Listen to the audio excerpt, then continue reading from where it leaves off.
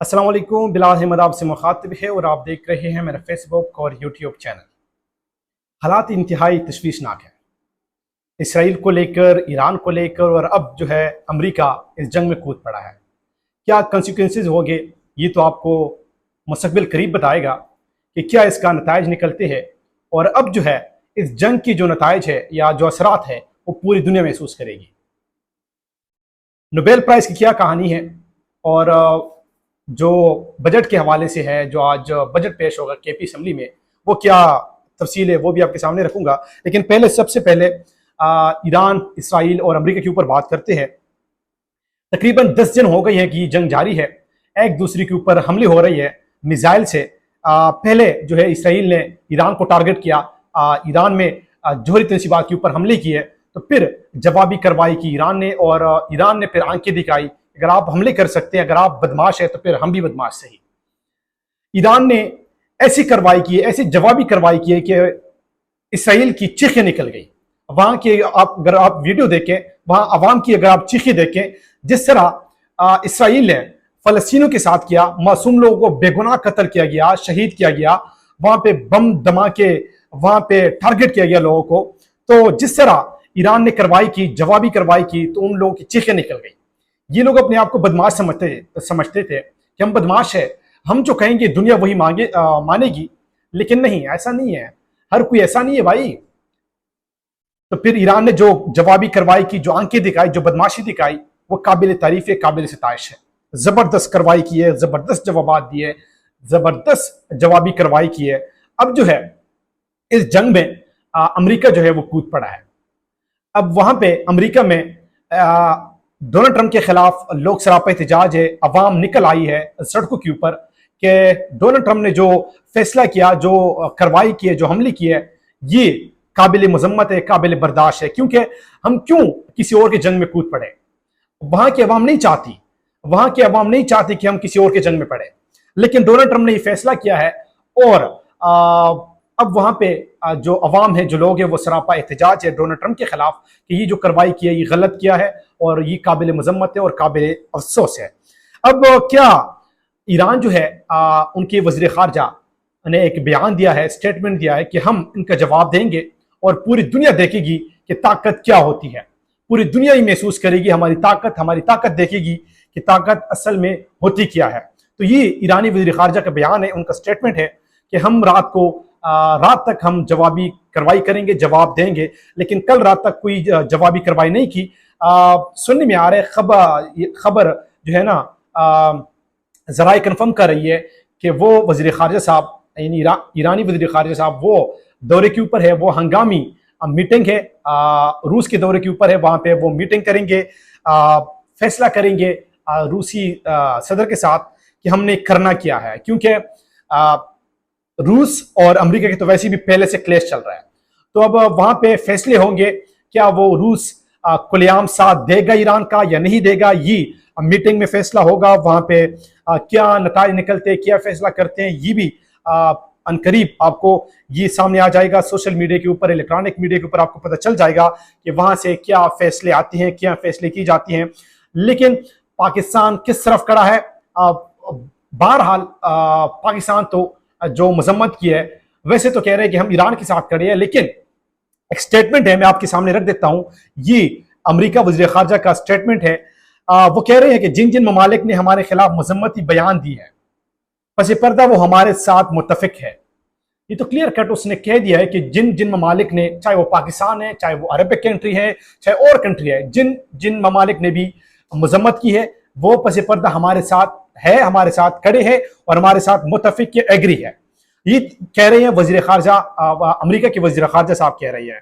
अवामी ताल्लुकात के लिए इन्हें जो करना है वो करना है। अमेरिकी वज़ीर ख़ारजा यानी अवाम को आंखों में जूंगने के लिए ये कहेंगे कि हम मजम्मत करते हैं और हम ईरान के साथ खड़े हैं।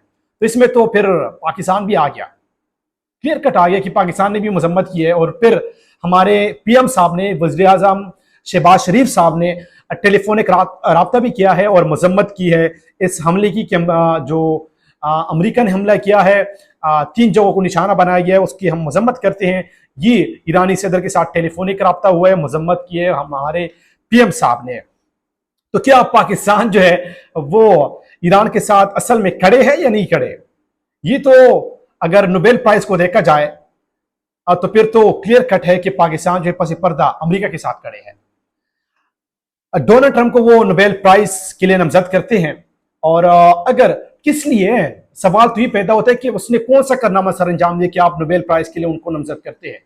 क्या उसने जो इसराइल और फलस्तीन के दरमियान जो मामलात है उसके दरमियान सालिसी का किरदार अदा किया, अमन का किरदार अदा किया, क्या किरदार अदा किया, या रूस या जो यूक्रेन के दरमियान जो जंग छिड़ गई थी उसमें उसने सालिसी का किरदार अदा किया, कोई रोल प्ले किया है, क्या किरदार अदा किया है? मुझे तो कोई चीज मेरे सामने तो नहीं है, मेरे जहन में तो नहीं है। तो फिर क्यों आप नामजद करते हैं नोबेल प्राइज के लिए? क्या इंडिया और पाकिस्तान की मबैन उसने सालिसी का किरदार अदा किया? क्या सालिसी का किरदार अदा किया? आपके ऊपर अभी भी पानी बंद है। असल मसला तो पानी का था, कौन सा किरदार अदा किया है? आपके ऊपर पानी बंद है और आप कह रहे हैं कि उसने जबरदस्त किरदार अदा किया है, जबरदस्त रोल प्ले किया है। मुझे अजीब मंतक है, अजीब उनकी सोच है, मुझे तो समझ नहीं आ रही कि उनकी क्या सोच है। बहरहाल एक और खबर है, आज तमाम टीवी चैनल के जिम्मेदारान को बुलाकर हुकूमत ने सख्त हिदायत जारी की, ट्रंप को नोबेल इनाम देने की मौजू पर किसी भी किस्म की गुफ्तगू पर मुकम्मल पाबंदी, तमाम प्रोग्राम रिकॉर्ड की जाएंगे, अगर कोई पीटीआई नुमाइंदा इस पर बात करे तो इसको मुकम्मल तौर पर सेंसर कर दिया जाएगा। ईरानी सफीर की आज दी गई रद्दमल की खबर नशर करने से भी रोक दिया गया है। तो ये हालात है, ये खबरें हैं। बाइक यहाँ पे ऐसी ही जो हमारे इलेक्ट्रॉनिक मीडिया, जो हमारी मेन स्ट्रीम मीडिया है, वो इतना ही कंट्रोल है कि आप एक खबर तक नहीं चला सकते। आप नोबेल प्राइज के ऊपर जो नामजद किया है डोनाल्ड ट्रंप को, आप उसके ऊपर बात नहीं कर सकते। अगर पीटीआई का कोई नुमाइंदा भी बात करे तो आप उसको सेंसर कर दे और उनकी बात को आपने नशर नहीं करना। तो ये हमारे ये खबरें हैं, और पाकिस्तान कह रहे कि हम ईरान के साथ खड़े हैं। ये तो समझ से बालातर है, हमारी समझ में तो ये बात नहीं आ रही कि किस तरह आप ईरान के साथ खड़े हैं, किस तरह आप ईरान के साथ दे रहे हैं। वहां पे आप नोबेल प्राइज दे रहे हैं, वहां पे आप खुफिया मीटिंग करते हैं, 1-to-1 मुलाकात करते हैं डोनाल्ड ट्रंप के साथ व्हाइट हाउस में, जो कि पाकिस्तान की तारीख में पहली दफा आर्मी चीफ ने 1-to-1 और फेस टू फेस मुलाकात की है अमरीकी सदर के साथ।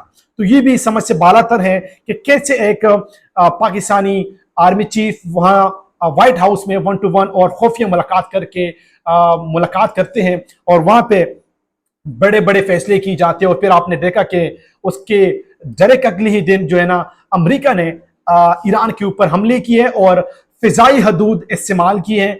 ये नहीं मालूम, ईरान जो है वो इन्वेस्टिगेशन कर रहे हैं, मालूम कर रहे हैं, तहकीक कर रहे हैं कि ये जो फिजाई हदूद इस्तेमाल की है अमेरिका और इसराइल ने जो मिलकर हमला किया है, किसके फिजाई हदूद इस्तेमाल किए हैं, कहाँ से ये तैयारे उड़ के आए हैं और हमारे ऊपर ही हमले किए हैं। तो वो तहकीक कर रहे हैं और फिर मालूम करेंगे किसने ये हमले किए हैं और किसका फिजाई हदूद इस्तेमाल हुआ है। पता चलेगा कि ईरान किसके ऊपर किस तरफ देखेंगे और क्या वो तहकीक करेंगे, क्या हल निकलते हैं, क्या नताज निकलते हैं। ये भी मुस्तकबिल करीब में पता चल जाएगा कि वो किस तरफ देखेंगे और किसके खिलाफ कार्रवाई करेंगे। तो अब ये सूरत हाल है।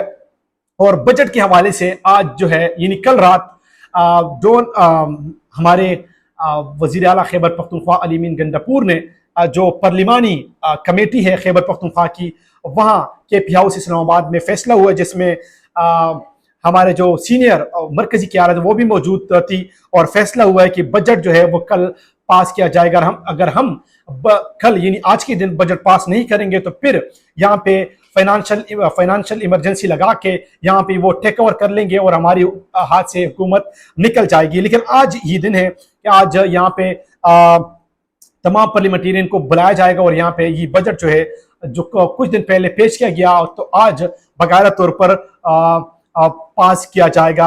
इमरान खान के इंस्ट्रक्शन थे कि मेरे मशवरे के बगैर आपने बजट को पास नहीं करना, लेकिन इमरान खान के साथ मुलाकात हुई नहीं है। हुकूमत जो है या एस्टेब्लिशमेंट जो है वो मुलाकात नहीं करने दी जा रही उनकी हुकूमत की तरफ से। अली मीन गंडापुर और जो खान साहब ने जिन लोगों को बुलाया था उनकी मुलाकात नहीं हुई। और फिर अगर वो आज अगर वो बजट पेश नहीं करते तो फिर वो टेक ओवर करके हमारी हुकूमत का खात्मा कर देंगे। तो फिर जब जो हमने देखा कुछ साल पहले जो खान साहब यहाँ पे मौजूद थे, तो खान साहब ने खुद यहाँ के पी असम्बली और पंजाब असम्बली तहलील करके फिर जो हमारे साथ हुआ वो आप सबके सामने है कि हमारे साथ क्या हुआ, हमारे साथ जो जुल्म ज्यादती की गई, हमारे घरों के चादर चारदीवारी पर मार की गई। फिर भी ये लोग अगर हमारी हुकूमत यहाँ से जाती है तो फिर हमारे लिए बहुत ही मुश्किल हो जाएगा, क्योंकि हमारे लिए एक छोटा सा एहतजाज करना मुश्किल हो जाएगा। तो ये फैसला हुए पार्लिमानी कमेटी ने और जो मरकजी लीडरशिप है उन्हें ये फैसला किया है कि अब जो है वो बजट पास किया जाएगा और फिर खान साहब के साथ अगर मुलाकात होती है तो फिर खान साहब को गाइड किया जाएगा, खान साहब को ब्रीफिंग दी